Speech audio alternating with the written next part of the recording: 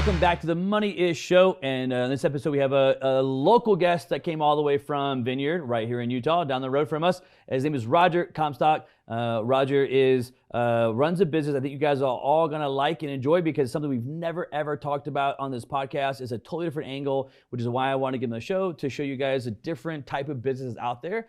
He refers to it as the digital asset type of business. We'll show you what it is today, break it down for you. Roger's an entrepreneur who is newly married.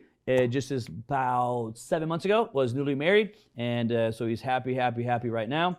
And as long as he'll keep a happy wife, he will always have a happy life. I know that because I have 2 ex-wives. On that point, Roger, thanks for being on the show, man. Thanks for having me here, brother. That was probably one of the most unique introductions. I dropped my own 2 ex-wives on it. Well, dude, you're a legend. I am really, really grateful to be on the show. Honestly. No, we're happy to have you, man. Enjoy talking to you in the back. Want to talk to you about entrepreneurship, business in general, and then B, I want to talk to you about the digital asset side, because I do think it's a very unique side that a lot of people don't know about. Would you say it's a new industry, or an industry that's getting more popular? Good question. I think what I'm doing is something that's completely new, and I wish everybody knew about it, honestly, because it's a blue ocean with a ton of opportunity, and it creates a risk-free way to be able to generate recurring passive income. And most people feel like the only way to do that is through, in a lot of cases, either through some sort of affiliate marketing or some real estate opportunity, where this provides a really easy way, once principles are understood, to be able to create a nice livelihood on passive income using digital assets. You when you were talking about that, you mentioned a concept. I don't know if you've read the book before, but it's probably one of my all-time favorite business books, called Blue Ocean Strategy. Love it.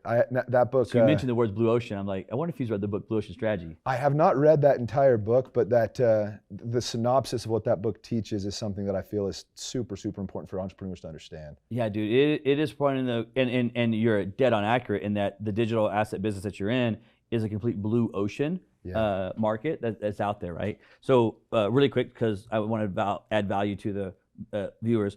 Blue Ocean Strategy is there's blue oceans and there's red oceans. And red oceans are just meaning it's an industry that's been, a lot of people are in it. And the sharks, the red ocean comes from the sharks that are attacking each other. The sharks in this example would be the business owner.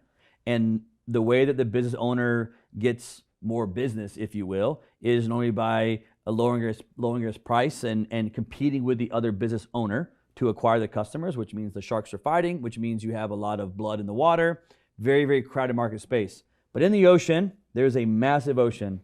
It just naturally, like, red oceans tend to always be built, and they always actually will be, right? You look at one of the best ones I love to talk about in the red oceans is you look at Blockbuster and Netflix. Absolutely. Right? Blockbuster was a red ocean strategy. There was other movie stores, gas stations would rent movies, right? Grocery stores would rent movies, etc. And then this little company called Netflix came around that said, we're going to do something completely different, same industry, but totally different concept of how the industries ran. And we're going to go way over here by ourselves. And normally when you do that, you get made fun of and told that you're crazy and that it'd never work and so forth. But when you go blue ocean, there's less competition and a whole customer base that's available that you can acquire. But over time, when Netflix went left red ocean, went blue ocean, Netflix proved it out, but over time, it became a red ocean itself, right? Now you have Amazon Prime, Hulu, Netflix, and almost every ABC, all of them have now digital assets, if you will, on that side of it. So you mentioned Blue Ocean Strategy, which is just a quick synopsis of Blue Ocean to the viewers, and you're dead accurate, man. Digital assets is a blue ocean market. Let's do this. High-level viewpoint, explain what digital assets are and how you use them right now. Yeah, yes, I think that's perfect. I want to kind of write off what you said too. I think it's important because macroeconomically or microeconomically, I think it's always going to be a challenge to compete on price. Usually what people want to be doing is adding more value so they can charge what they're worth. And whenever you have, a red ocean, what you have generally happening economically is just price wars, which always causes problems, right? Yep. So I love what you said. People kind of moving out into these wide oceans have tons and tons of opportunity to be the pioneers in those industries or niches to really kind of, it's the world's their oyster, right? Which is good. And think about this. Every business at one point was a blue ocean. Yes, right? absolutely. So like we just look at it now and we think this is how business is, right? But at one point, Amazon was total blue ocean. Amazon was completely blue ocean, right? Like, Yeah. And now e-commerce like is massive and rules the world right now. But every business at one point industry started off as blue ocean. So I love blue ocean. That's why I love like NFTs and the crypto world and so forth, because it's like it's a wild, wild west. And if you play in that market of like that blue ocean, wild, wild west, it's fun, unique, different, always changing, and has a different marketing style to it versus me opening up a restaurant, a fast food hamburger joint, when there's 400 other restaurants here in Utah that sell hamburgers as well. Yeah, and I think to your point too, fortune kind of favors the brave, people that are willing to get out of their comfort zones. And I think about the power of being willing to evolve and adapt in any sort of situation. It helps, right? I think if we look at Nokia, Kodak, Blockbuster, like you've said, all of these kind of case studies where they were scared to move, probably because moving presented some potential threat or risk to their business. But it ended up, ironically, paradoxically, being their downfall, where if people are willing to get uncomfortable and try something new, there's large dividends. And crypto and NFTs, those places right now are, a great place to be as well. It's insane how all of it works. But again, just keep in mind, if you're listening right now, every business at one point or industry was a blue ocean at some point or another. So go to your point where they feel like there's risk, or if they do something different, there's risk or whatever it is. Dude, the industry that you're in at one point was blue ocean. Yeah. It's just you're in red ocean now. But on that point, man, that's why I love entrepreneurship. It's so fun. It's the best, Talk to me about digital asset from a high level right now. Yeah, so basically the idea is to be able to control traffic that you own through an asset that can help other businesses make money, right? So I target home service companies, and they're a great place to be because they really, really need help getting more business. A lot of these people who run these home service companies are really good at their trades and what they do, but they just don't understand tech. They don't understand how to drive traffic or how to market their business. And so what I'll do is create an asset that automatically provides them more business, but I get to control the traffic, and so they're basically renting it from me every single month. It's a lot like this term has been more frequently and recently coined, like digital real estate. So if you have a piece of real estate, a hard asset like a multifamily real estate project, there's going to be a certain amount of supply, and when that supply is met, a new asset would need to be purchased, like a 100-unit multifamily apartment. Once you've got 100 of those rooms filled, you got to build another one in order to provide more supply. Whereas with a digital asset, you have an infinite amount of spaces available that these business owners can rent from you every single month, and there's no overhead. So when you're buying, whether it's through a syndication or through a private option, buying some real estate, it's expensive. A 100-unit complex may cost you, 7, 10 million plus, whatever it ends up being. Where in this case, you can drum up a digital asset and it doesn't cost any money to do it. And you have these customers that are paying first. So you're making money before costs ever go out. So it provides a risk-free, opportunity to making passive income. Yeah, to dive a little bit deeper here now with you is, this is one of those things that is kind of really birthed through, it was probably birthed a while back, the overall concept, a while back when internet went on its first boom. Because people started, I had buddies a long time ago do a form of this, but it was pre-social media, if you will, right? And to me, in just where our market is, when you combine website traffic and website platforms, and then you add onto that all the social media side of marketing that can drive stuff to it, is where really this new blue ocean opportunity lies inside of it, right? So if I break it down this way to the viewers to understand it, is it a form of they're getting a website on a certain service being provided? I'm going to use dentist. So here's this dentist, goes to college, right? School, university, spends $500,000 learning how to drill teeth, right? Learns nothing about marketing or accounting or advertising or anything, branding. Goes and opens up his dentist shop in the plaza and is waiting for customers to walk in his door because he has a degree that says he's a dentist and he's waiting for my customers. And because of that, and that type of industry is all over the planet, All over. all yeah. over the planet of people that are like that. You're coming in and helping your students basically, if I say this right, get a website for, I'll make something up, I heard you use this word, Apex Dental, right? And you're gonna drive people that are looking for a dentist to that site and then send them to that dentist.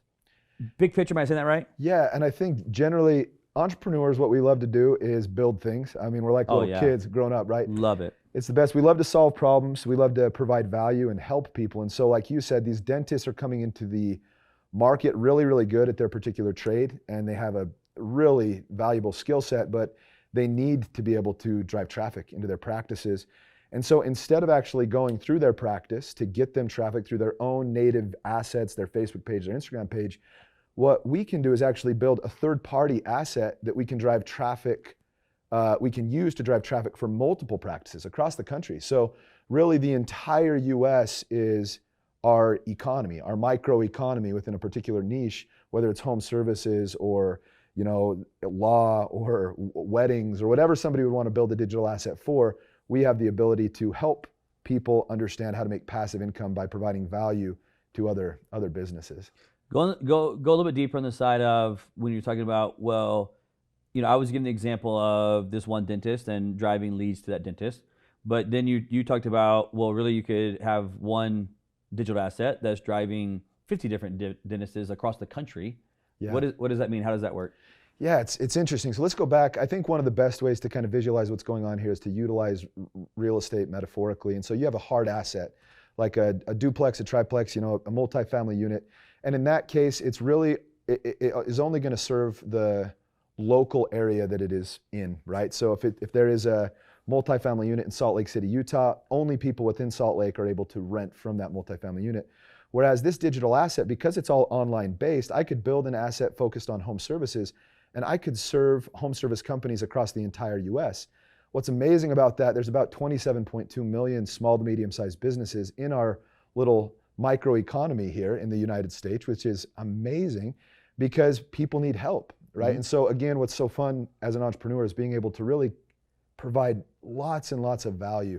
I always think, since there's been kind of this theme of blue ocean and new opportunities, if business sat kind of on a teeter-totter, most people in the beginning are going to kind of come into a business situation with two people on the teeter-totter, cost being the fat kid and value being the skinny kid.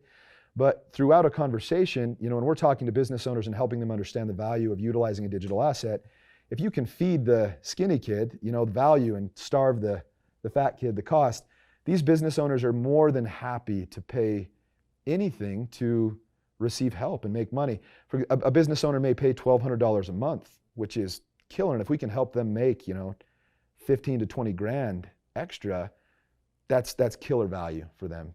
Just huge. Yeah, that's the way that it works, right? So to understand it, you have say for you, so you have a student that you help set up their digital asset business, and they have this website that we'll stay with dentists for now, and that website is not servicing Utah County. That dentist website, face of a dentist, if you will, is servicing all 50 states basically. Yeah, it can serve all 50 states. And so what it allows me, I'm the guy that you're helping set it up. I go out and call these dentists and have them pay whatever the amount is. I'll use easy numbers of $1,000. Sure. Say, hey, look, we're going to drive leads to you, and we're going to do all the marketing, the lead generation, and we're going to send clients in your local area, right? Not you're in Florida. I'm not going to send you someone from Connecticut. I'm going to send you one from your local geo market area, and you pay me $1,000 a month, and in return, you have to do no marketing, and we'll just send you all the clients that come in through this process. It allows so me as the host, I may go get 50 dentists, one in every state. I could get one in every city. I could get probably multiple in the city, like cities of Atlanta and stuff like that.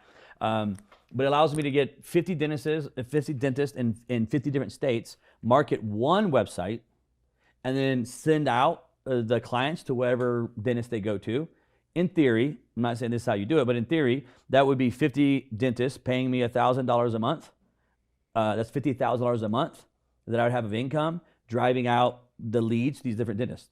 With no risk. And this is kind of the most exciting part for people, because the challenge, going back to real estate, let's say that you own a duplex and you've got 2 renters that are in a lease for 6 months. If one of them leaves after that 6 months, you still, as the owner of that asset, you have to cover the mortgage until somebody else moves into that property. Whereas in leveraging and exploiting a digital asset, it is a stellar economic opportunity, because if somebody leaves, there are no costs or overhead associated with it. So you could have, to make numbers easy, 10 people under a single digital asset, paying $1,000 each. Like you said, 2 people leave, that's $2,000 of revenue that's leaving, but the costs also leave with them. So if there were no people under that asset, there are no costs. Whereas with a real estate project, if there are no people, there's ginormous costs still. Let me play devil's advocate here with you for a second, just as an entrepreneur, devil's advocate here. If I'm looking at saying, oh, dude, maybe I could go do this, one thought that goes through my head is like, okay, but how do I drive customers to these 50 dentists that I have out there in these states? How am I supposed to be driving the marketing to these dentists? This is my favorite thing in the entire world. So I love to be able to leverage different software systems that are already available and use them to be able to provide more value at large. And so if we look at Facebook as a platform, or Instagram, these are some of the digital asset kind of locales that we'll be building in. And so each one of them, Facebook is going to gather thousands and thousands, around 50,000 individual data points per individual. And so if there's, again, let's say there's a dentist, we're going to create an asset for dentists. And let's say that they're in Bend, Oregon, or something like that. What we could say is talk to the dentist, say, who is your ideal client profile? Who's your avatar that you're trying to market to? And what we can use is some tools within software that's available, like Facebook, and target their exact ideal client profile within their area, within a 50-mile radius, and bring them to that dentist specifically. So the work on the student side, as far as people that I'm teaching or that we actually do in leveraging digital assets, is minimal. It's very, very small, and it's almost completely hands-off, so very passive. So what would be the kind of hurdle, hard point? Let's say I'm opening up a digital asset, right? Obviously, I'm not going to go start with 50 different states and 50 different locations. Yeah. Is it more of a process of picking a certain local area market that you want to go focus in first, get people signing up for it, and then just keep getting more and more dentists as it kind of spreads out and let it grow over time? Yeah, so again, I'm going to kind of bounce back to real estate for just a second, because it makes things a little more clear, I think, as far as what's happening here digitally online. So in real estate, usually it's encouraged, if you're going to buy a property or an asset, go in your local market so that you can understand economic risks that are associated with that property. And it's because if you buy wrong in real estate, you can really go upside down. It can be quick, right? Yeah. It can be bad. Whereas in this case, it's nice, there is no suggestion I would make to any one of my students like, hey, you need to focus in your local area first before you kind of branch out. And the reason for that is that risk is mitigated, and it's zero. So if somebody were selling, a digital asset here in Utah to somebody in Austin, Texas, if the person renting that digital asset chooses to leave after 7 months, that's okay, because now there's no more cost. So because you wouldn't start marketing in that area until you had that dentist signed up for, in this example, $1,000. Yeah, that's huge. So one of the things that I teach is something called the $0 framework, and I always want people to understand that business doesn't have to be risky. There's this correlation that's not true in people's minds of thinking, man, if I start my own business, if I enter the world of entrepreneurship, it automatically, is associated with risk and something scary. What I want people to know is there's a way to actually make money first before anything risky has to happen. So I teach my students, you always get paid first. You get a client on board. So in this case, a client would pay $1,200. After they pay the $1,200, the digital asset is launched, and then costs go out. And so they're always in the black. They're never in a position that puts them in a risky financial situation, which is very, very unique in most industries. If I'm thinking through it again, just playing devil's advocate here with you, what's the, if I'm calling right now a host of a site, right? I'm assuming that I could, in this illustration, I could have 20 different websites, meaning 20 different industries. Yeah. Right? I could have a dentist one, I could have a doctor one over here, I could have a You talked about earlier, I could have an epoxy one for garage. I could have a window cleaning one over here, and I'm just driving leads to those, signing people up, and then driving leads to them through that. So it's totally, I could have 50 different business fronts, if you will, stores, if you were to call them, at the same time. All risk-free, yeah. And the cool thing about that is utilizing a digital asset allows you to actually bring in multiple industries under a single asset. So what I mean is you could have an asset called, that's focused just on home services. Maybe we call it, I don't know, Utah Home Services or something like that. And I can put an epoxy flooring under there, a carpet cleaner under there, a landscaper under there, a pergola builder under there, anything and everything that fits under that umbrella, under that same asset. And if you think of the asset as a traffic control center, it becomes really, really meaningful, because basically somebody wants their epoxy flooring done, they come to the asset, and I teach my students something called autonomy through automation. And I teach them how to get third-party software systems to integrate and talk to each other without having to know how to program or code. So they can basically say, if somebody, it's off logic, right? So if somebody comes to this asset, they're interested in getting their carpets cleaned, then automatically reroute them to this carpet cleaner. Just send them a text, right? And so then that's where the students have the ability to have completely hands-off opportunities in generating passive income. Because once it's automated, it's kind of done. Very, very low maintenance is required. So, I want to pause for a second on this topic. And before I pause, if they wanted to get more information about digital asset space, which is, I'm gonna call it blue ocean business right now, where's the best place for them to go?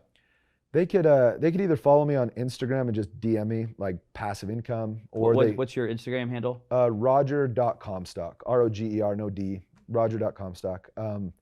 Or just go to $0startup.com. Website. We'll put it in the links below as well. Or just hit you up on Instagram. Yeah. On Roger, if you will, Comstock on Instagram.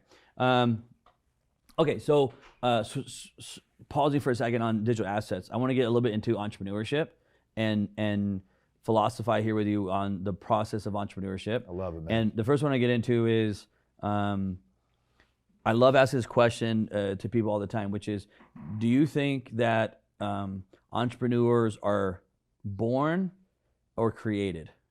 Dude, I love that question. What a great question. I believe that people do not start their own entrepreneurial journey because of fear, which always kills me, because I think people are scared to fail. And I think that's a conditional response based off of kind of how people learn from childhood to adulthood, and it drives me crazy. I think the public schooling system teaches people to view failure as something that's wrong or bad. Mm-hmm.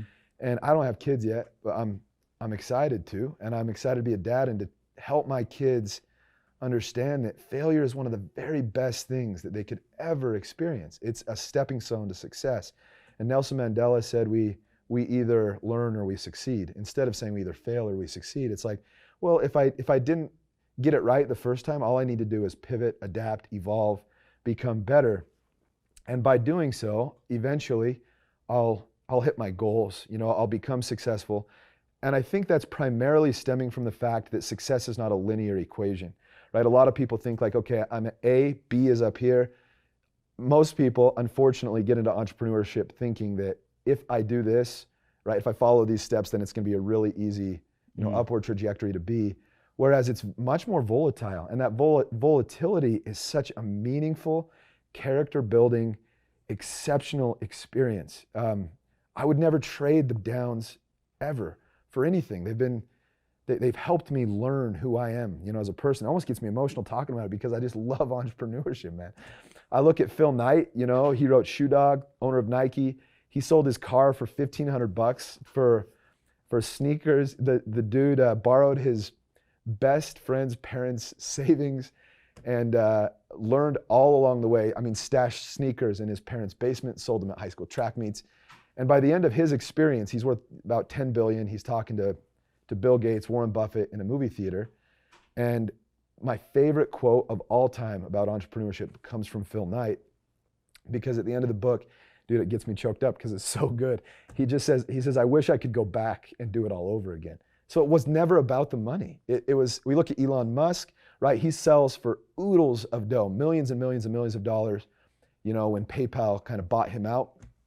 In his experience, it was like 187 million. Yep. And what he did is he was borrowing money for rent, and he dumped all that money back into new projects, SpaceX, Tesla, all these things. And I think, dude, it gives life so much meaning, so much purpose to give back to humanity. And so the advice, I mean, very long answer to your question though, is I think people have a choice, and life is a beautiful thing because we can become anything we want to be if we're not scared to just step into the dark for a second, you know. So yeah, a lot of truth and a lot of knowledge you just dropped there. I want to go back to a point, and I wanted to see if you'll dive a little deeper on it, because a lot of times people talk about, hey, look, when it comes to entrepreneurship, you can't be afraid to fail, right? We talk about this, and I 100% agree with you. Like when I go speak, I'm normally on stage. I'm normally talking about my failures, because that's where all the knowledge came from, was through the journey of failing is what made me get better, sharpen, increase my ability, learn what I did wrong, adjust to it, and then grow from there, right? And so a lot of times when you're just teaching, you're actually talking a lot of times from the failure standpoint. So I want to go back to this point of like, okay, it's one thing that we talk about as an entrepreneur, you're afraid, but you can't be afraid of the failure. And I 100% agree with you that what part of what's wrong is how we grow up in the school system. Yeah. Because you have a grading scale of A, B, C, D, F. F, everybody knows, is failure. And if you get bad grades, you get in trouble when you get home, right? If you get really bad grades, you're going to have to repeat the class again. And everybody's afraid of failing, in not just failing a year, but I'm saying like they don't even want to F, right? And some people, I'll give you a personal story. I had one of my sisters. I'm the oldest of four, and my second youngest sister was one of those people that just had to make an A in every single class, no matter what. Like, didn't freaking care. And if she would get a B, it was like she got so stressed out, she would get herself sick, not because she failed, but because she made a B in a class, right? Because there's this like stigma. She went to a very like prep school, and there's this stigma of like, oh, you're just not smart enough to, do this. So how do you teach an entrepreneur of how they grew up, which we can't go back and change right now? How would you help train an entrepreneur not to be afraid of failing? That's a tough topic. Like, how would you take someone who's 25, 30, 35, 40. It's easy to say don't be afraid of failing, but how do you help them not be afraid of failing, of that failure? I think it comes down to some subconscious programming that has to happen in letting people know it's okay to be vulnerable, and it's okay to suck at something. It's okay to make mistakes, and I'm gonna be here for you if you do.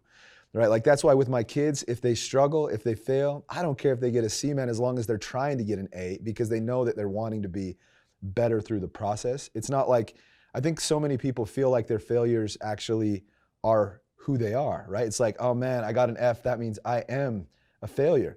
Instead of it being like this experience of, oh, I got an F, what can I do now to go back, backtrack and say, how can I learn from this experience? So many people struggle with the idea of debriefing because it's like a hit to their pride and ego, right? It's like, oh man, if I fail, everyone else is gonna see. But there's this like beauty in vulnerability and like just ripping ourselves wide open and being like, dude, I suck at this. But like, who cares? I'm trying to learn, and it makes me better, through this process. And if I make a mistake, I love it, because through getting on to the other side of this mistake, right? Like, I grew up with severe OCD and anxiety. I went to therapy for years, right? Talking about vulnerability, right? I mean, it sucked. It was really hard, and it was really dark.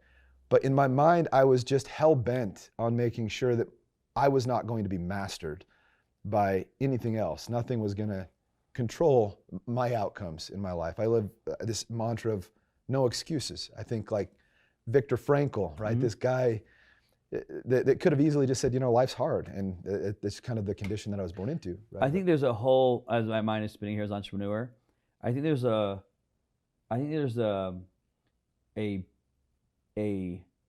book that needs to be written from entrepreneurs only, on the kind of creating the exact, as best you can, steps of how to properly fail.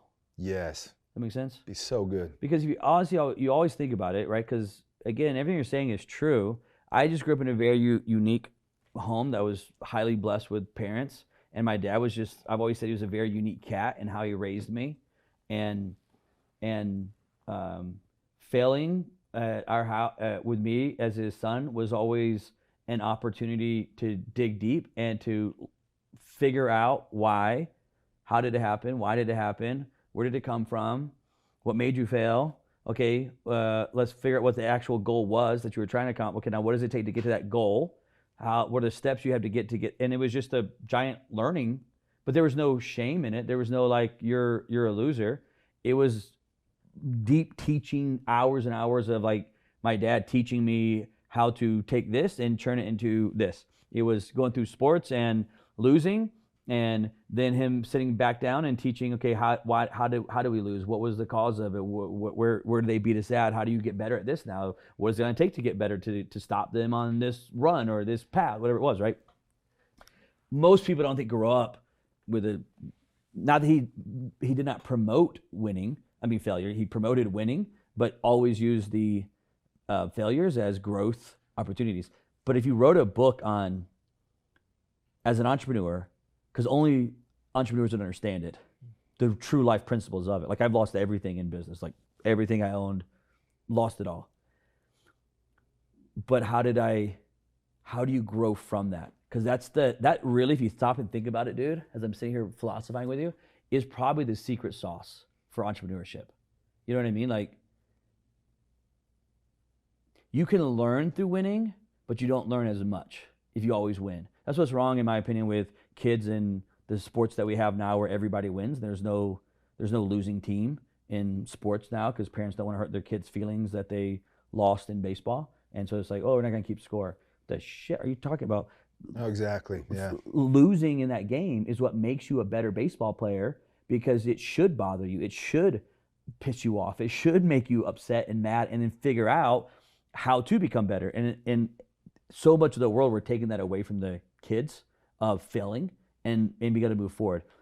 There's a book there on how to fail, and I'm thinking through like, we should have like entrepreneurs write a chapter in each of it on their biggest failures, and then how they overcame those failures, like the actual steps of here's what I did. Like looking back, because even for me, and tell me this question, there's things that you failed at in business entrepreneurship, and you learned from them and you grew from them, and it's what made you successful today. But have you ever stopped, because I have not, and broken down how you dealt with and processed that failure, like the actual steps from it? I never have. It's always a learning thing that I went through, but I never probably have broken down, like, how did I actually learn and process that? Have you ever done that? Dude, yes, and your questions are so good. I feel grateful to be here. I want to express that I feel really thankful to be chatting with you. I really believe it's interesting. Like some societal patterns that I think I've observed is that generally as people get older, they're trying to impress, which I think is so odd. It's just a weird phenomenon. It's constantly like trying to get people to think that they're cool. And in my mind, I'm like, dude, who cares, right? The main focus, I look at us right now, like if we go back in time, it's me and you playing in a sandbox, we're 5 years old. Yeah. I'm gonna have a Tonka truck and I'm gonna have a shovel, and you and I just want to be able to build things. We want to fit in, we want to feel appreciated, we want to feel loved, we want to feel valued and cared about. And so I think what's interesting is as we get older, as we kind of mold into wherever people end up, right?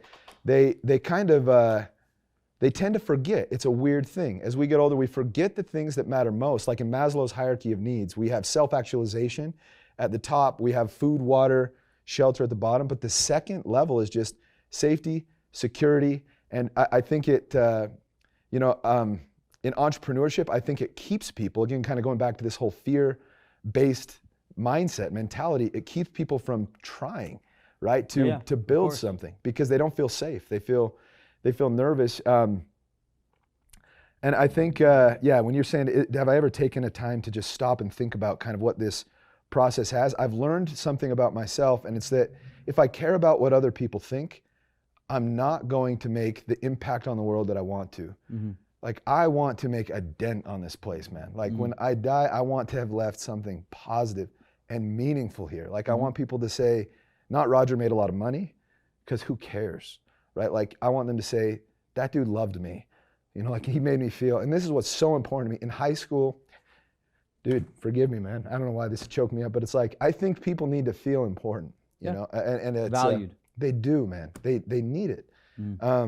Whether we're little kids, you know, 5 years old in the sandbox, or whether we're adults, like I think my mission in entrepreneurship and what I love so much about it is, how can I change the world, you know, and make it better and care less about what other people think and more about like the, you know, the impact that I'm having for good, you know? Yeah, so this brings up a unique point, because I have spent a lot of time on I think a lot of entrepreneurs, I think maybe not all of them, but I think a lot of them, or maybe as they get to certain points in entrepreneurship, have the same thoughts and feelings that you have of like the greater good and the bigger picture of like, okay, money's money. It's there's only so many cars and boats and houses and things, and those are all cool. Don't get me wrong, but they start having the bigger picture of I'll use your term, making a dent in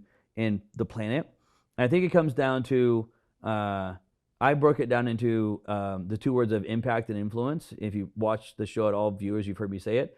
And I think impact is to leave a dent, I think you have to have influence. And influence is a extremely tricky word. My actual answer, which I just revealed like maybe last month, for money is influence.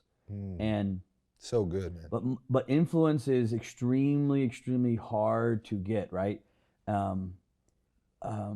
Influence is, and I don't mean influence like social media influence and you got a bunch of followers. I mean, and then that could be part of it, but I'm saying true influence, right? Of a leader that can influence masses amounts of people.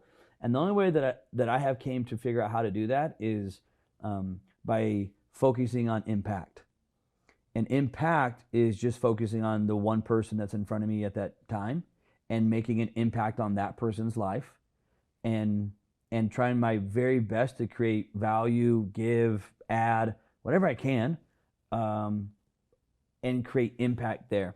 And my theory is, if I impact enough people, when I impact someone's life, when they leave and go out and do whatever they go do, periodically, whenever it comes up, I believe that those people that I have impacted will talk about, promote, push back people to me, philosophy, whatever it may be. And when you have a bunch of people that you've impacted on an individual basis over time, long time, macro, that's where true influence will start being created. Because it's actually driven only by those that you've impacted. To me, impact is narrow, because you can only do so many, but it's very, very deep. Influence is very, very wide, but normally it's very, shallow is not the right word, but it's very non-deep, whatever the word you want to use for non-deep in that. Shallow. That makes sense? Yeah. And I don't mean shallow in a bad word, like, Sure. oh, you're a shallow person. It just means you could take someone that's like had great influence in your life. Phil Knight. Yeah. Okay? Have you ever met Phil? No. You ever had dinner with him? No. You ever talked to him? Shot a podcast with him? No, but he's influenced your life. Big time. Right? Yeah. But you got to go back, and if you start all the way back at the story that you were talking about, and you start looking at that point of the people that he impacted, that were around him, right? One would have been Michael Jordan. Yeah. Okay? So he impacted Michael Jordan's life, because if you go back to the stories of Michael Jordan, he wanted to wear Adidas when he got signed. I don't know if you know that or not. He didn't want to wear Nike. He wanted to wear Adidas. In that process, right, so he creates impact in Jordan's life, and that really took Nike to a whole new freaking level after the Jordan process, right? And then now Phil Knight has influence over you who've never met him, talked to him, seen him, communicated with him, but he's had influence on you. But if I went to, I don't know what your relationship is, I went to say you had for me, I'll use my father, maybe you had a great relationship with your father, that would be someone that had impact, because there's a deep, deep, deep relationship that's impacted your life. But Phil Knight has influenced it. You know what I mean? Does that make sense? Yeah. My philosophy? Oh, I absolutely love it. Yeah, I agree completely, 100%. Yeah, I think if you want to make a dent in the world, that gets so big it becomes overwhelming. Like how do you, like an entrepreneur? I have the same thought as you. Like, well, how do I make a difference? Like how do I make a dent in this freaking world? When I leave, it's good. And the only way I know how to do that is by just focusing on one person that can impact today. That's it. Over and over and over and over and over. Dude, I think that's so important. And the reason I think it is, I think so much of the impact that we have in people's lives comes from just being with them and being present, right? Not focusing on everything else going on or trying to be everywhere at once. It's more like, hey, what can I do for you right now to make your life easier? And that kind of spreads, right? Like we see Phil, it's amazing because it's almost, it becomes, it grows exponentially, right? Because Phil is impacting people's lives individually, but then we hear the story and that becomes influential, to your Correct. point, right? We hear his story and it's like, man, this dude is a legend. I haven't read the book that you read, okay? But what happens is he creates impact on people, right? He has the book now that he can write. In that book, you read it and it influences your life because you said this was my favorite stories and quotes of all time. Totally. You now get on a show and tell me, and I'm like, well, that's a badass story. I really like that concept. But then you told it on a podcast, it's getting out to X amount of people, and now you're preaching, if you will, Phil Knight's influence, but you never met the guy. Is that amazing? Does that make sense? Dude. Yeah. That's what I'm saying of how that kind of folds out, I think, into it. You know what's interesting, really, really quick, I don't know how we're doing on time, but I just have to share something very, very interesting about our minds, because what I also think is unfortunate about our current educational kind of systems in place is that it limits individuals' ability to really comprehend what their potential is. So James Allen wrote the book As a Man Thinketh, and one of the things in that book that he said that was just incredible, he said, your mind is a garden and your thoughts are the seeds. You can grow flowers or you can grow weeds. And what I think is amazing about that is if individuals knew how to cultivate the garden of their mind and how to root out the things that weren't meaningful and how to really see, because Steve Jobs was nothing special. Steve Wozniak was nothing special. Phil Knight was nothing special. These are regular old dudes, right? I mean, just completely regular people who had an idea of what they wanted to accomplish, and they filled their minds with goodness and vision and what they knew about themselves, regardless of anybody else telling them no. And that's where the impact and the influence came from. It was them just being willing to say, this is my path, this is my goal, and I will, watch me. No one's gonna stop me because it's really up to me. And so when I'm around people, I want them to know what they have the ability to accomplish. People are amazing. They're just, human beings are amazing. And I love being around different kinds of people because everyone has something to contribute. And what I want so bad is for them to see how incredible they are, what they can do. You know, if they could just see it, and that people can do incredible things, you know. So a lot of times I ask this question, well, I don't know, maybe whenever 10 shows I ask this question, and it came to my head because I might ask you now, but it actually goes along with, I normally ask like out of the random blue, but it actually totally fits in this scenario of what me and you are talking about.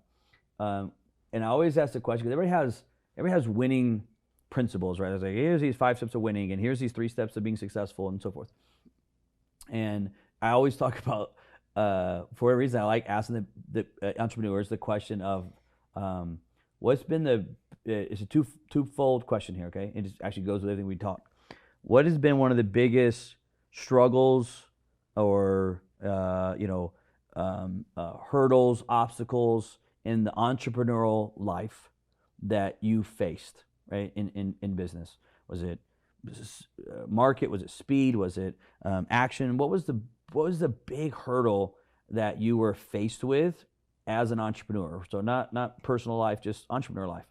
And part 2 of that question is, how did you actually overcome that hurdle? So I asked that question probably like, I don't know, every 10 shows to randomly ask somebody. This is the one time it actually fits because we're talking about how do you succeed from failure. So what would be a massive struggle, hurdle in your entrepreneurial life that you had to go through in business or in entrepreneurship so far? Tell us that first. Yeah, so it's the inevitable walls that any entrepreneur is going to hit. You know, it's the times when the economy throws up some some beast in the bush that you were not anticipating or couldn't foresee.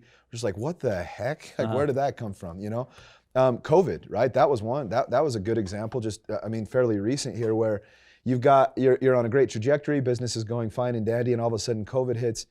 And what I love so much about challenges, so Ryan Holiday wrote a book called The Obstacle is the Way, and I feel like it is so important for people to understand that their growth, their experiences, their success, most importantly, their success is going to be found on the other side of the obstacles that they face. And usually, people need to be willing to act. So I loved it. I was actually with you in your office right before this, and you had this thought about, you know, we were sitting there, like, you told your guy, yeah, you're like, dude, come in here and let's do it. I had that happen to me the other day. I was getting ready. I was at the house, and I was like, I want to throw something called the Cash Flow Conference. And so I got in touch with my tech guy. I was like, dude, let's do this. Get it. And so the next day we had it up and built, ready to go. And we put together this conference, and in 3 hours we made like $21,700 from the people that had come, which is that's great, you know, from people that ended up coming through from that. And what's cool is it's going to help them. It makes their lives better. It makes our lives better. We can grow, you know, through little experiences like that. But it takes action, right? And it takes hitting walls and saying, all right, so what's the way around that wall really, really quick? Because unfortunately, when people hit those plateaus or those valleys, and they're not experiencing the peaks, a lot of them turn back and they're like, dude, this sucks, man. This is not what I thought entrepreneurship was. You know, I'm just going to go back to the 9-to-5 corporate grind because, you know, I can kind of fit what somebody else is telling me to do there. So I'd say people just need to keep pushing, you know, move past the hard things when things come up. Every entrepreneur in the world goes through an obstacle. Matter of fact, I was talking to somebody just, oh man, yesterday on my way home from work, I was talking to somebody. I always schedule one phone call coming in and one phone call going out because I drive 20 minutes, so it's the perfect time to knock out 2 calls. And I had my call going home. Who was it? We started the conversation off, and it was Jeremy from Family Mastermind down in Florida, and we were talking about something, and he got on the phone. He said he was late to the phone call by 5 minutes. He said, "Sorry, I was dealing with a kind of a obstacle," and I think he used the word obstacle that had to be fixed real quick.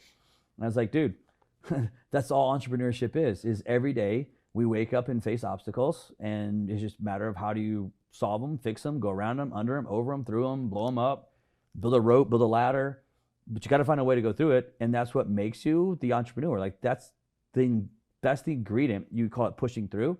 Without like that ingredient, you can't be an entrepreneur, because every day is another freaking hurdle, obstacle that you're overcoming. Like every day I come to work and it's like, oh, this happened, and it's a bad thing, or I'll use the word obstacle that I got to go fix, solve, create something new and different. You know what I mean? Yeah. Without the ability to push through, I always think about like what are the ingredients that make up a good entrepreneur. Like if you're gonna bake a cake, you're gonna create this Manchurian candidate entrepreneur. Like what would be the ingredients you'd have to have? And whether you want to call it grit, push, determination, whatever that word is that you want to use there, I think makes up a large portion of it, because it's all obstacles. 90% of it. Like it's all just shit that happens to you. You're like, okay, well, but it gets to a point where you just don't even. I was tempted to not say this because I don't want to play light on the subject of COVID, but I feel like I'm so weird because I'm 20 years into entrepreneurship now, not including like grade school stuff that I did and so forth. I'm talking like actual business. 20 years into entrepreneurship now. And when COVID, I was deep into a business that COVID highly affected. Like I was a public speaker and wasn't a public speaker the next week. Like that was it. It was over. I went out every single weekend. I don't even mind saying this, I probably shouldn't, but I was hitting anywhere from 30 to 50 grand a week of not gross revenue, of net revenue. Every week went out and made 40 grand, 30 grand, 25 grand, 30 grand, 25 grand.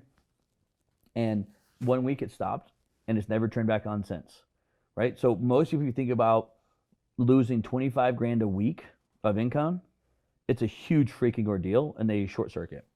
And I was this weird bird that just looked at it as an opportunity for the next thing. Like it didn't even, I don't want to say it didn't faze me, but it was like, okay, well, out of this horrible cloud, there's going to be a massive opportunity that's going to reshift my focus, and I'm gonna have a greater, like it just naturally hits. And I went that direction, and it happened, right? Part of it goes back to what you're talking about, is it's how you believe, that mindset of how you process it as well, versus going the negative route of all the negativity that you could have talked about losing that income in a week. You know what I mean? So a lot of it has to do with the mindset of how you view it, process it mentally as well. Absolutely, man. You said that some subconscious, which is what I'm talking about. Oh yeah, absolutely. I think it's important, and I think a lot of people's generally, this is a generalization about society at large. Their mindset about money needs a really, it needs an adjustment, right? Because a lot of people are scared of money. They have a scarcity mindset. There's not enough of it when there's just tons of it. It's everywhere. Yeah, and there's opportunities everywhere. Well, hell, we've printed 40% of all of our money we've ever had in America in the last 12 months. There's plenty of it now. Absolutely. If there wasn't, there is now. Exactly. And I think what's cool about business and what I love so much, I got my MBA and I felt like it was just garbage. I would never suggest getting an MBA to anyone. Mm-hmm. I think I learned more about business principles, creating deals, deal structure. In this podcast. In this podcast, yeah, exactly. Through playing Monopoly with my dad.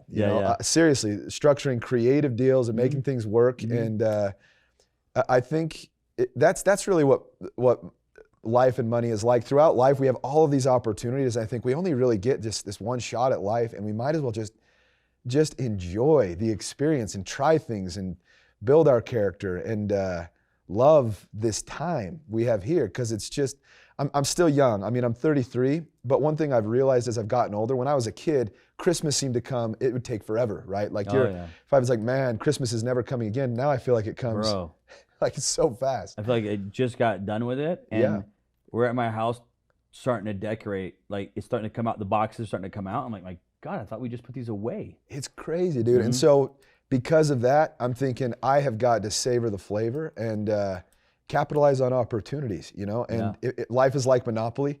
At the end of life, it all goes back in the box. Yeah. It's just about playing the game and enjoying the experience with other people that want to play too, and I love it, man. There's I was gonna say you were saying Monopoly's like life. You put it back in the box. I thought you were gonna end with everybody ends up going to jail at some point.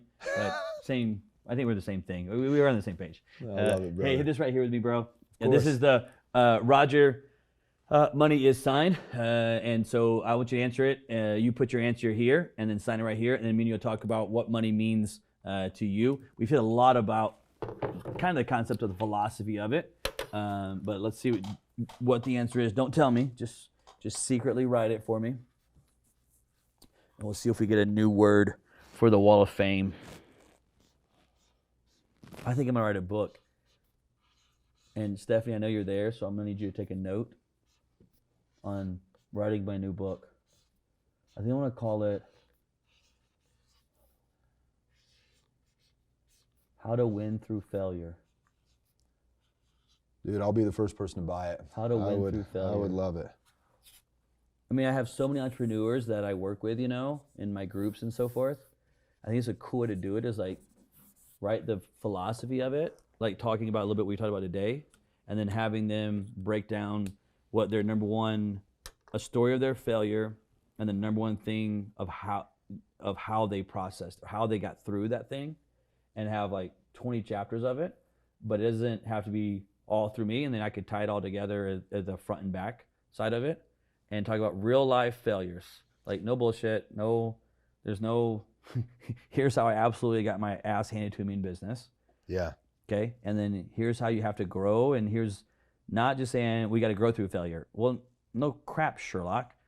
But dude, how? Like, how do you grow through failure? And I've never actually processed the steps of how. I just did it, but I never said how I did it. You know what I mean? Yeah, people would love the book because it's real. It's not what they see on Instagram or Facebook where everything is, glamorized and perfect. It's like these are if you're going to be an entrepreneur, here's some real experiences, that you can expect. I love that. You're going to fail, and part of it is just not being afraid of the failure, right? Like it's going to happen. I don't care if you hire a coach, a mentor, it doesn't matter. In business, you're going to have big failure, small failure, giant failure, whatever, but you're going to have failures.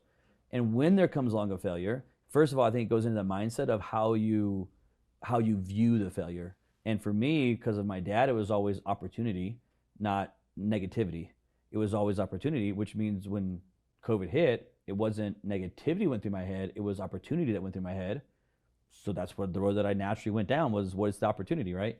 So I think a lot of it would start with that mindset side, and then it's like, go get me 20 high-level entrepreneurs that have failed, and what was the one thing of how they processed or dealt with a step in that process. I think it'd be a cool freaking book, dude. Dude, it'll be amazing. How to win through failure, something like that. Okay, here we go. Love that. Roger Comstock says money is a magnifying glass. Money is a magnifying glass. So this is no one's used the word a magnifying glass, and this is there's lots of answers, right? And certain answers are always accurate, and this is one. There's a couple of people say it different ways. This is one that's 100% dead on accurate. So I don't know where you're going to go with it, but I'll see where you're going to go with it once you explain it to me, and then I'll explain to you my viewpoint of it and see where we're on the same page. So you go first. Yeah, I think it's interesting because a lot of people say if I had a bunch of money, then I would give it away, right? Like if I had a bunch of money, I'm going to be willing to give it back. But philanthropy, and being a good human entails being willing to give before you have. And so money becomes a tool to magnify the good in your life, and become just better, right? Like if you're a good person and you want to do good things, if you're trying to do good things, money is going to be this incredible opportunity for you. It'll be like, man, I want to give so bad, and now I have these means to be able to do some powerful things with. I can change people's lives more. I can make their lives easier. I can teach better. I can give back. It's going to magnify my desire to give back. And what's interesting is there's this law, which I think is very, very interesting. It's the law of reciprocity. And basically the idea is that it's a natural law. It happens in the world that we live in, and it's this idea that when I breathe out, CO2 comes out of my body, a tree breathes that stuff in. Mm-hmm. And then it breathes out oxygen. But pumps out oxygen. It's so cool. And so what I love about that is that, people can say whatever they want, but karma's real, right? Like it is a real thing. It's 100% real, bro. Totally. It's 100% real. Right? And so a lot of people are scared of the law of justice, but in my mind, I'm thinking, dude, justice is amazing. Mm. It's like, I want to do good things, and good things have always come back, right? Mm. And that's justice. It's a really, really cool principle and idea. And the opposite, unfortunately, or fortunately, the opposite side of the token is also true. People that have desires to do things that are not good, will have more power to do those things with money. And so in the wrong hands, it's not ideal. And so for me, in my mind, I'm like, I want to make as much money as I possibly can. I want to make tons and tons of it so that I can change the world quicker in an exponential way, and leave the impact. But it's not the money. Who cares, right? At the end of my life, my wife's holding my hand, my kids are there, I'm on my deathbed. I do not ever want to hear them say, man, Dad sure loved money. Or my wife say, boy, he was always trying to make money. I want to be, man, my dad, like my dad loves me. He cares about me. He was at my ball games. He came to my dance classes, and my sweetheart saying, man, we had a great life together. And so I think it's a magnifying glass, to what people do. Yeah, 100. You actually went into many points. Probably the last point you made is probably the most important point that's out there, is that people get confused about, which is not so much on the magnifying side, but is understanding what's actually important in freaking life. And I promise you, it's not money. Money is not what's important in life by any stretch of imagination. And I think there's gonna be there has been, and there will continue to be, until people understand that people will get on their deathbed, they will die, and family and them will look back and think, man, I wasn't there. I didn't show up because I was chasing something that I thought was gonna give me that thing, chasing money, because I thought it'd provide that thing for me, and it doesn't provide that thing for you. Money's not going to make you a good dad. Money's not going to make you a good partner in any scenario, right? And I think there's also going to be a bunch of people that will die on their deathbed, on the topic we talked about, that will die with an insane amount of remorse, strictly because they never tried, because they were afraid. Yep. How many people die look back and think or they didn't even die. Let's say they get to in their 70s, they're like, man, I'm 74 and I always wanted to do this thing and I never tried it. They didn't even attempt to play the game. And they'll look back and just think, what did I miss on those opportunities? On that note, though, let me end it with the magnifier. I 100% agree with you. Money is just a magnifier. Some people have used the word, when I interviewed Gary Vee, he kind of used the word revealer. Money is a revealer. It's kind of the same thing. Money is a magnifier, meaning money, I fully believe that money does not change a person. Money is not going to change you as a person. It's not going to change me as a person. Money will only magnify who you are inside or who I am inside. It doesn't change you. It just magnifies who you are. So if you're a person that when you had nothing, you gave back and led with your heart and tried to help out anywhere you can and participated in anything that you could participate with, even if you didn't have anything. When you have money, you'll do the exact same thing, just at a higher level, because now you can just give more, but you'll do the same thing that you were. It doesn't change you as a person. It reveals who you are. If you're a stingy, greedy person and you're a hoarder trying to hoard everything, when you have no money, when you have money, you'll be the exact same way. It doesn't change. It only reveals or magnifies who you are inside, which is a scary actual thing if you think about it. Scary thing. Because if you get it, the whole world's gonna know who you are. Think about that. Right now, people can live with a pretend facade of, well, if I had money, blah. If I had money, I would give. If I had money, you guys know if I had money, I would do this. But if you get money, it will reveal your true identity inside.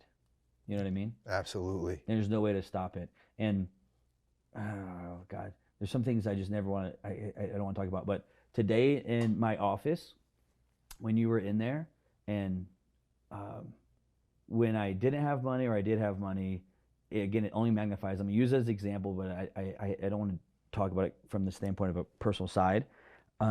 But we were talking about sneakers all day in my office, and everybody in my office had on killer sneakers. And he gave me a pair of kicks. He is very kind. I mean, this guy is so kind. Got a brand new pair of sneakers from Andrew, so thank you. I was gonna say, because it's like it didn't even cross my mind. Like it didn't cross my mind not to.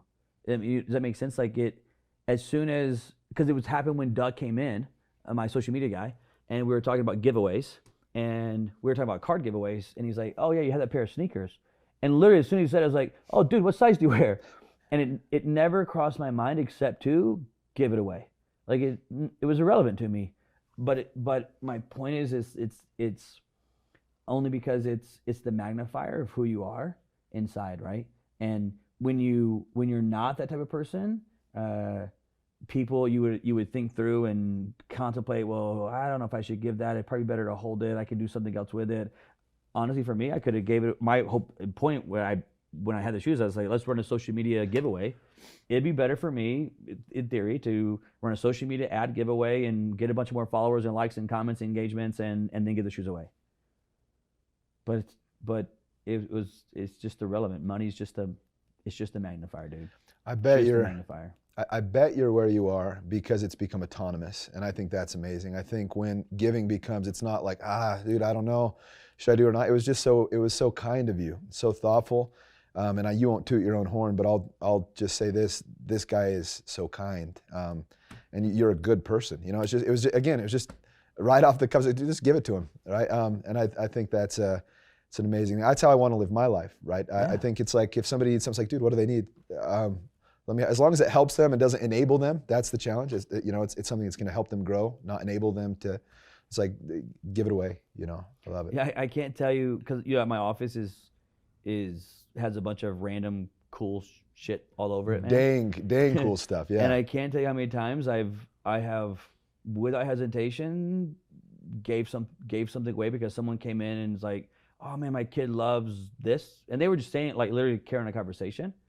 But it's I think we would be much better as entrepreneurs to truly lead with our hearts versus our minds. That makes sense. Like, what a great way to say it, man. That's amazing. Lead with your heart, not your mind, because mind is always trying to run an ROI on the thing. Like, well, if I do this, what will happen? If I do this, what will happen? What's my return on this?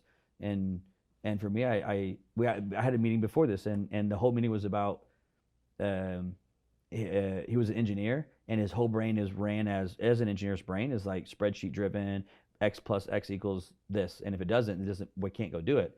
And it's like, no, dude, building and here's what I told him. I said, you're building a business, and I'm building a brand. A business is built off of your ROI spreadsheets. A brand has no ROI that you can calculate. I'm just going to keep impacting and giving until one day it pays off. It's more about impact, yeah. Because I'm not leading for the return. I'm leading for impact, meaning I want to impact you, whoever's in my office. I want to create impact for them, because that's the long-term play for me. But it's hard to calculate ROI. Go back to the example, and I got it in the show. Go back to the example. I could hit the sneakers and run an ROI on the giveaway on Instagram, right? Yeah. Here's how much it costs. Here's what we're going to get back out of it. Here's how many customers we're going to gain. Here's this. I could run an ROI on that. I cannot run an ROI on giving you the sneakers. I have no idea, nor am I trying to get an ROI on it. But there's no way to calculate if that will ever pan out, if it will pan out, if it doesn't pan out. I have no clue, nor do I care. It's me being authentic to me. All I can tell you, and I told them the same thing in there, all I can tell you is over 20 years, it's what's got me to where I'm at in business, is because I do that side of it, which I think a lot of entrepreneurs miss out on because it's always ROI spreadsheet driven. You know, that makes sense. You know what I mean? Always, yep. Anyways, I could philosophize all day long with you on entrepreneurship. Brother, I love it, man. Of how it works and all the failures and tweaks inside of it, man. So real quick, again, give them the website one more time so they can go philosophize with you, or your Instagram. That's where they can probably philosophize with you at. Yes, What's sir. your Instagram? Oh, Roger dot with the period Comstock. Without a D, just Roger, no D. At Instagram, and then the website is $0startup.com. $0 startup for the Blue Ocean strategy, which is another philosophy I could go into forever, because I chat for hours, love man. Blue Ocean Me strategy, too. dude. It's like, to me, it's like where you should spend your life as an entrepreneur is Blue Ocean. If you're gonna be an entrepreneur, why do Red Ocean? Let's go do Blue Ocean. It's way funner, I promise. Blue Ocean. All right, guys, hope you enjoyed the show on the Money Is Show with Roger Comstock. We'll see you next week on the Money Is Show.